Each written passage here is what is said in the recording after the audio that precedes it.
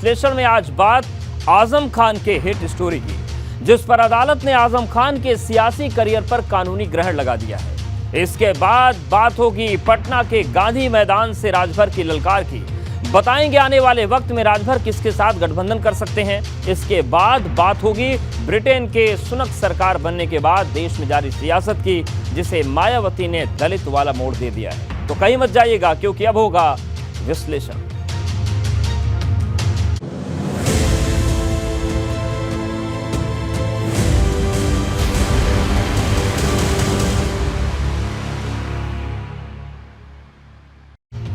Samajwadi party का बड़ा मुस्लिम चेहरा आजम खान ने 2019 में जो हिट स्टोरी लिखी थी, उसने आजम खान के सियासी करियर पर कानूनी ग्रहण लगा दिया है। 2019 के लोकसभा चुनाव में दी गई हिट स्पीच केस में रामपुर की अदालत ने आजम खान को 3 साल की सजा सुनाई। इस मामले में उन्हें बेल भी मिल गई, लेकिन विधायकी चली गई। साथ ही राजनीति का रास्ता भी बंद हो गया है। हालांकि आजम खान के पास ऊपरी अदालतों में फैसले को चुनौती देने का विकल्प है, लेकिन राह आसान नजर नहीं आती।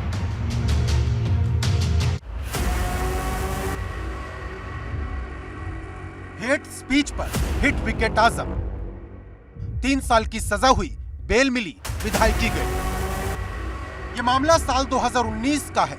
लोकसभा चुनाव के दौरान रामपुर की मिलक विधानसभा क्षेत्र में चुनावी भाषण के दौरान आजम खान कुछ ऐसा कह गए जो उन्हें कोर्ट की सीढ़ियों तक घसीट लाया। आजम खान ने चुनावी भाषण में पीएम मोदी और रामपुर के तत्कालीन जिलाधिकारी पर अभद्र टिप्पणी की थी, जिस पर केस दर्ज हुआ, सुनवाई हुई और अब रामपुर की एमपी एमएलए कोर्ट ने आजम खान को 3 साल की सजा सुना दी है। अधिकतम सजा हुई है 3 साल की। हाँ, जुर्माना 25,000 रुपए है। बाकी डिटेल जो ऑर्डर है वो अभी थोड़ी देर में जमानत मिल जाएगी।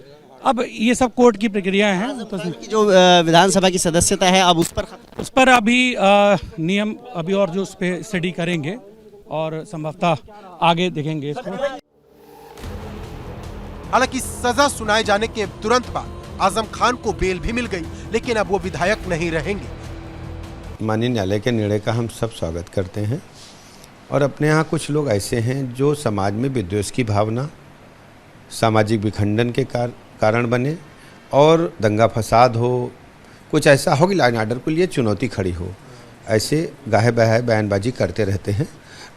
ऐसे निर्णय से इन सब बयानबाजी पर रोक लग पाएगी। सजा सुनाए जाने पर मीडिया से बातचीत में आजम खान ने तंज भरे लहजे में कहा, इंसाफ का कायल हूँ, रास्ते अभी बंद नहीं हुए। देखिए, ये मैक्सिमम पनिशमेंट था और बेल उसमें मैंडेटरी प्रोविजन है, उस बिना पर बेल पर हूँ, लेकिन मैं इंसाफ का कायल हो गया। आजम खान 27 महीने सीतापुर जेल में बंद रहने के बाद इसी साल 20 मई को जमानत पर रिहा हुए थे और अब हेट स्पीच केस में सजा ने नई मुसीबत खड़ी कर दी। आजम खान पर 90 से ज्यादा केस दर्ज है। इन सभी मामलों में सुनवाई जारी है। माना जा रहा कि हेट स्पीच केस में निचली अदालत के फैसले के खिलाफ आजम खान ऊपरी अदालत का दरवाजा खटखटा सकते हैं।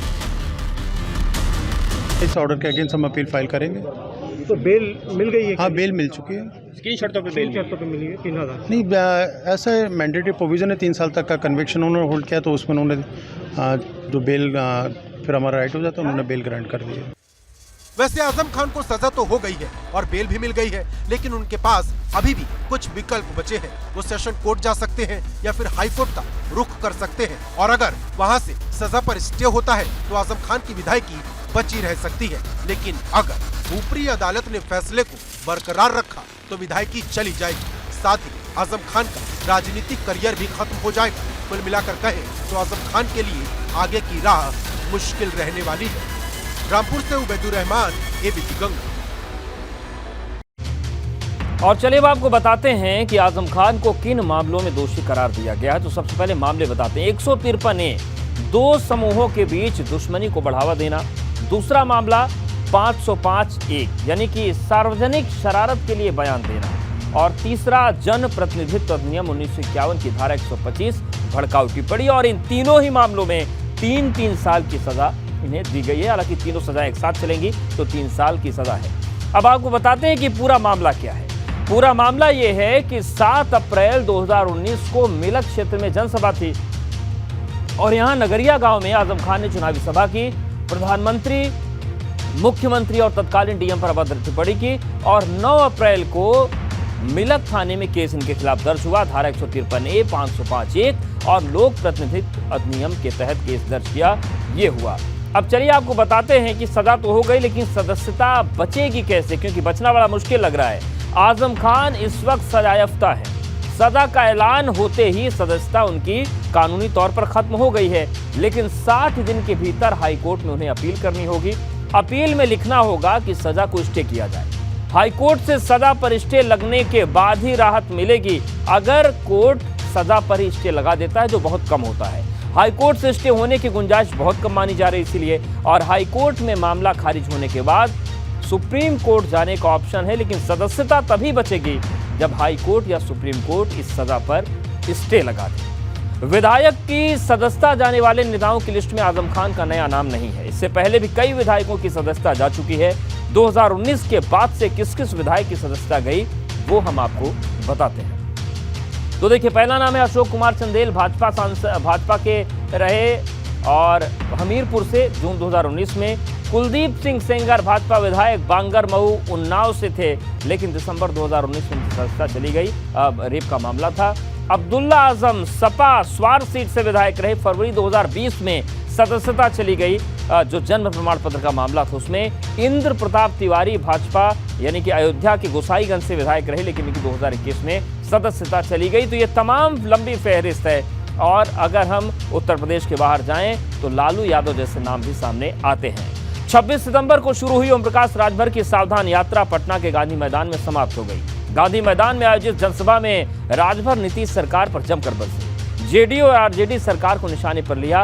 राजभर समाज से अपील की कि अगर वो इनका साथ छोड़ दें, ये खत्म हो जाएंगे। दिलचस्प ये है कि इस दौरान उन्होंने एक भाजपा पर हमला एक भी नहीं किया। सभा के बाद जब गठबंधन को लेकर सवाल हुआ तो उन्होंने कोई साफ जवाब भी नहीं दिया।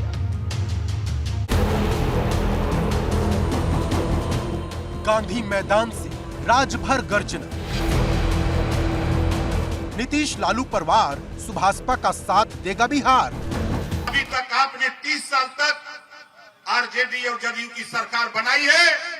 थोड़ा सा खाली मन बना के उनसे अपना वोट हटा लो। मैं दावे के साथ कहता हूं, तेरे सामने घुटने न टेक दे, अपने माँ बाप का पैदा नहीं। पटना के गांधी मैदान से ये ओम प्रकाश राजभर की हुंकार संदेश था बिहार की राजनीतिक जमातों को कि राजभर समाज या यूं कहें कि सुभाषपा आने वाले वक्त में बिहार के राजनीतिक समीकरण बदल सकती है। वंचित समाज के लोगों, पिछड़े पिछाड़े गए लोगों, अधिकार से वंचित लोगों, थोड़ी सी ताकत इकट्ठा करो। बाबा साहब डॉक्टर अम्बेडकर जी ने हमको आपको पावर दिया है वोट का। ये वो पावर है, इसी वोट के पावर से आप चाहो। अभी तक आपने 30 साल तक आरजेडी और जदयू की सरकार बनाई है। थोड़ा सा खाली मन बना के उनसे अपना वोट हटा लो। मैं दावे के साथ कहता हूं, तेरे सामने घुटने न टेक दे, अपने माँ बाप का पैदा नहीं। राजभर की सावधान यात्रा 26 सितंबर को लखनऊ से शुरू हुई थी, जो एक महीने बाद पटना के गांधी मैदान में समाप्त हो गई। इस दौरान उत्तर प्रदेश और बिहार के तमाम जिलों से यात्रा गुजरी, जिसका संदेश एक ही है। अब ओम प्रकाश राजभर अपनी सियासत का दायरा बढ़ाना चाहते हैं, इसीलिए उत्तर प्रदेश से बिहार तक सियासत का विस्तार है और नीतीश सरकार को ललकार है। 20 लाख नौकरी देने का वादा नीतीश जी ने किया। यहाँ जितने लोग आए हो, ईमानदारी से बताओ, किसके परिवार को नौकरी दे दिया इन्होंने? हाथ उठाओ। किसी को दिया? खाली गुमराह करने की बात बोलते हैं। इस नाते साथियों, इन्होंने वादा किया है कि जातिवार जनगणना, और नीतीश जी जातिवार जनगणना करा दो, नहीं तो ये ओम प्रकाश राजभर तेरी बखिया उधेड़ करके बिहार में रख दूंगा। मुंह दिखाने लायक नहीं बचोगे। 26 सितंबर को ओम प्रकाश राजभर लखनऊ से फ्री स्वास्थ्य, फ्री शिक्षा और जातिगत जनगणना के मुद्दे लेकर चले थे। पटना के गांधी मैदान से भी इसका जिक्र हुआ। फिर उत्तर प्रदेश की 80 और बिहार की 40 सीटों पर चुनाव लड़ने का तराना गढ़कर सियासत को नई दिशा दे दी। हालांकि जब सवाल किया गया क्या वो अकेले चुनाव लड़ेंगे, जवाब है नहीं, गठबंधन बनाएंगे, लेकिन किसके साथ ये नहीं बताएंगे। हमारी कवायद अभी मोर्चा बनाने की है, लेकिन ये कटु सत्य है कि देश और प्रदेश गठबंधन के दौर से गुजर रहा है। गठबंधन के नाम पर चुप्पी साधने वाले ओम प्रकाश राजभर ने पटना के गांधी मैदान से नीतीश कुमार पर वार किया, लालू यादव और आरजेडी को घेरा, नीतीश कुमार को दो मुंहा साफ तक बता दिया, लेकिन भाजपा पर एक शब्द नहीं बोला। संकेत साफ है कि राजभर भाजपा के साथ गठबंधन की संभावनाएं तलाश रहे हैं। कि जातिवार जनगणना कराएंगे, जातिवार जनगणना कराएंगे, लेकिन तारीख नहीं बताएंगे। अरे नीतीश जी, चलत हुआ यूपी ने देखा, यूपी से ओम प्रकाश राजभर यही बधैया है। उत्तर प्रदेश के पूर्वी हिस्से यानी पूर्वांचल में राजभर समाज की संख्या अच्छी खासी है। कई सीटों पर राजभर समाज की भूमिका निर्णायक हो जाती है। बीते चुनाव में इसका फायदा भी ओपी राजभर को मिला। 2022 विधानसभा चुनाव में सुभाषपा के 6 विधायक चुने गए और यही कारण है कि राजभर उत्साहित है, क्योंकि बिहार में भी राजभर समाज की संख्या कई सीटों पर काफी ज्यादा मानी जाती है, जिसे हथियार बनाकर राजभर अब बिहार की राजनीति में उतर गए हैं। Bureau report, ABP Ganga. हम बिहार के लोग हैं। ब्रिटेन में सुनक सरकार के सत्ता में आने के बाद से देश की सियासत गरमाई हुई है। पहले अल्पसंख्यक प्रधानमंत्री का तराना उठा, फिर हिजाब की बात आई और दलित प्रधानमंत्री लड़ाई। दलित प्रधानमंत्री राग बसपा अध्यक्ष मायावती ने छेड़ा। मायावती का निशाना भाजपा और कांग्रेस पर है। मतलब अगर देश में दलित प्रधानमंत्री नहीं बना तो भाजपा और कांग्रेस जिम्मेदार है। वहीं बसपा के राष्ट्रीय कोऑर्डिनेटर आकाश आनंद ने करेंसी नोट पर बाबा साहेब की तस्वीर की मांग कर दी है।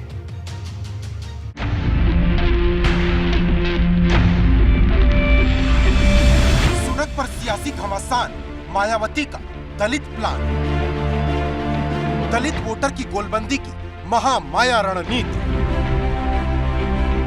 भारतीय मूल के ऋषि सुनक ब्रिटेन के प्रधानमंत्री बने तो देश की सियासत में उबाल आ गई। पहले देश में अल्पसंख्यक प्रधानमंत्री का मुद्दा उठा, फिर हिजाब की बहस छिड़ी और अब दलित प्रधानमंत्री की मांग होने लगी है। ये मांग बसपा अध्यक्ष मायावती ने की। मायावती ने एक के बाद एक 3 ट्वीट किए, जिसमें उन्होंने लिखा, भारतीय मूल के श्री ऋषि सुनक के अंततः ब्रिटिश प्रधानमंत्री बनकर इतिहास रचने पर यहाँ कांग्रेस और भाजपा में ट्विटर वॉर, आरोप प्रत्यारोप व इधर उधर की बात जारी है, किंतु उस राजनीतिक हक और इंसाफ की बातें नहीं की जा रही, जिस कारण देश में अभी तक कोई दलित पीएम नहीं बन पाया है। मतलब मायावती जताना चाहती हैं कि अगर देश में अब तक कोई दलित प्रधानमंत्री नहीं बना तो उसके लिए भाजपा और कांग्रेस जिम्मेदार है और वो दलितों की हितैषी है। मायावती ने अपने अगले ट्वीट में लिखा, ऐसे समय जब अमेरिका और यूरोप के अमीर और विकसित देश जबरदस्त संकटों के बुरे दौर से जूझ रहे हैं, साथ ही स्थिति को संभालने के लिए नित्य नए प्रयोग कर रहे हैं, भारतीय हुक्मरानों को भी देश हित और यहाँ की जनता के भविष्य के लिए अपनी संकीर्ण और जातिवादी सोच को त्यागना ही होगा। मायावती अपने हर ट्वीट या फिर प्रेस रिलीज में भाजपा और कांग्रेस पर दलित विरोधी होने का आरोप लगाती रही हैं। अब इस बार भी उन्होंने यही आरोप लगाया। दरअसल मायावती की कोशिश उस जातिवादी ताने बाने को भेदने की है, जिसके जरिए वो सत्ता का रास्ता तय कर सके, सेकुलरिज्म की छवि भी तैयार कर सके। मायावती ने अपने तीसरे ट्वीट में न सिर्फ कांग्रेस को निशाना बनाया, बल्कि ये भी संदेश देने की कोशिश की कि बाबा साहब की विचारधारा पर चलने वाली अकेली बसपा ही है। इसी क्रम में ये जांच परख जरूरी है कि दलित, पिछड़े और उपेक्षितों का सच्चा हितैषी कौन। क्या परम पूज्य बाबा साहेब डॉक्टर भीमराव अंबेडकर को बुलाकर उनके करोड़ों अनुयायियों का कोई असली हितैषी हो सकता है, जैसा कि श्री खड़गे सहित अन्य विरोधी नेतागण उनकी पार्टी की संकीर्ण सोच से मजबूर हैं। मायावती ने ट्विटर के जरिए दलित वोटर्स की गोलबंदी के लिए सियासत की जो बिसात बिछाई, उसने राजनीति को नई दिशा में मोड़ दिया। मायावती के दलित प्रधानमंत्री वाले दांव पर भाजपा ने दलित और आदिवासी राष्ट्रपति बनाने की बात को हवा दे दी। दलितों के सबसे मसीहा के रूप में स्थापित करने का सपना देखते देखते उनका सपना टूट गया और दलितों की सेवा में जो हमारे देश के यशस्वी प्रधानमंत्री जी ने किया है वो सब कोई जानता है। जब से देश में बड़े पदों पर बनाने लायक भारतीय जनता पार्टी हुई, हमारे देश के यशस्वी प्रधानमंत्री जी हुए, तब से मैं देख रहा हूं कि दलितों की भागीदारी और दलितों का सम्मान इस स्तर का है जो शायद इससे पहले कभी नहीं हुआ। वहीं केशव प्रसाद मौर्य का कहना है कि ट्विटर के जरिए सियासत में मुकाबला नहीं होता, अगर मुकाबला करना है तो जमीन पर उतरना होगा। ऋषि सुनक जी भारतवंशी हैं और वो ब्रिटेन के प्रधानमंत्री बने हैं, इसलिए उनको बहुत बहुत बधाई देता हूं। और भारतवर्ष एक लोकतांत्रिक देश है और इस लोकतांत्रिक देश में कब किसको कहां बैठने का अवसर मिलेगा, यह लोकतंत्र में देश का मतदाता जनता की अदालत के माध्यम से तय करने का काम करता है। दलित प्रधानमंत्री की बहस के बीच करेंसी नोट पर केजरीवाल ने धार्मिक तस्वीरों की जिस राजनीति का श्री गणेश किया, उस पर भी बहस तेज है और अब ये बहस बाबा साहेब अम्बेडकर तक पहुंच गई है। दूसरे लफ्जों में कहें तो नोट के जरिए दलित वोट को साधने की कवायद हो रही। बसपा के राष्ट्रीय कोऑर्डिनेटर आकाश आनंद ने केजरीवाल को निशाना बनाते हुए ट्वीट किया और लिखा, क्या रंग बदलू पार्टी है। एक तरफ तो बाबा साहेब की तस्वीर लगाकर बहुजन हितैषी होने का ढोंग करते हैं और दूसरी तरफ वोट लेने के लिए नोट बदलने की बात करते हैं। केजरीवाल साहब, अच्छा होता अगर आप नोटों पर बाबा साहेब की तस्वीर की बात करते, जिन्होंने सामाजिक न्याय की सबसे बड़ी लड़ाई लड़ी थी।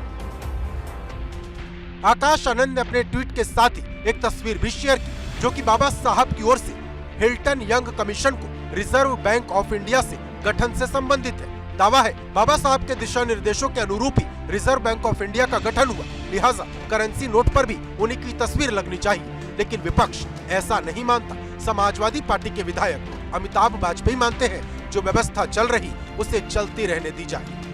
नोट पर जहाँ तक फोटो का सवाल है, हमें लगता है इस पर सियासत नहीं होनी चाहिए, क्योंकि उसमें महात्मा गांधी की फोटो पहले से है और महात्मा गांधी जी भी महापुरुष थे। अब किसी दूसरे महापुरुष का अगर महिमा मंडन करेंगे तो किसी और का वो अपमानित करें, ऐसा उचित नहीं है। दलित प्रधानमंत्री की मांग हो या फिर करेंसी नोट पर बाबा साहब की तस्वीर की मांग, दोनों का सिरा दलित वोटर से जुड़ता है, जिनका झुकाव बीते वक्त में भाजपा की ओर हुआ है और बसपा अब इसी वोट बैंक को सहेजने की कवायद में जुट गई है। Bureau report, ABP Ganga. Mulayam Singh Yadav के निधन के बाद अखिलेश यादव सैफई में रहे। उनकी अस्थियों को लेकर प्रयागराज हरिद्वार गए, लेकिन अब पहली बार उनका काफिला लखनऊ के रास्ते पर आगे बढ़ा। हालांकि ये मौका भी राजनीतिक नहीं था। लखनऊ के रास्ते अखिलेश यादव बाराबंकी पहुंचे, या उन्होंने पूर्व मंत्री अरविंद सिंह गोप के बड़े भाई के निधन पर शोक प्रकट किया। ये तस्वीर राजनीतिक नहीं है, लेकिन ये पहली तस्वीर जरूर है जब मुलायम सिंह यादव के निधन के बाद अखिलेश यादव लखनऊ पहुंचे और फिर लखनऊ से बाराबंकी। मुलायम सिंह यादव के जाने के बाद से अखिलेश यादव गम में हैं और बाराबंकी भी उस शोक सभा में शामिल होने गए थे।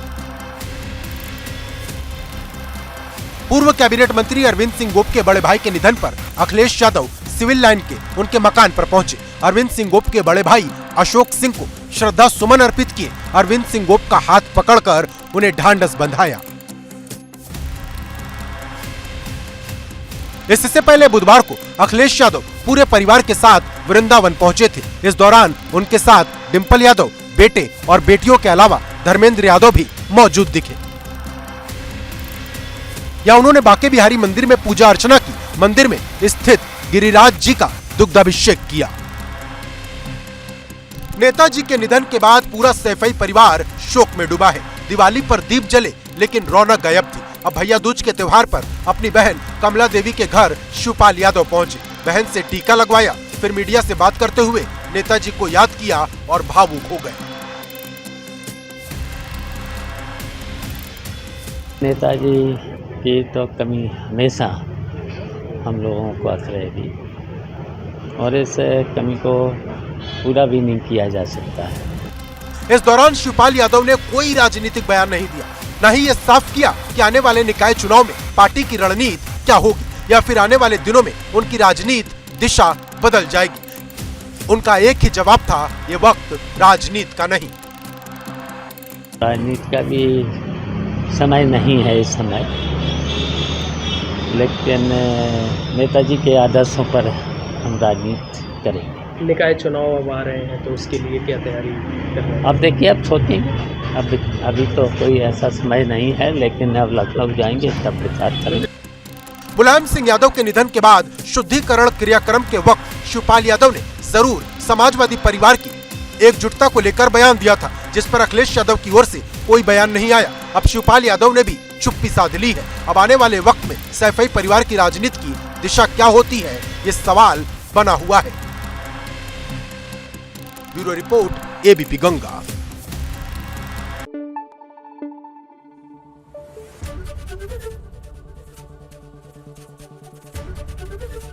एबीपी गंगा, खबर आपकी, जुबान आपकी।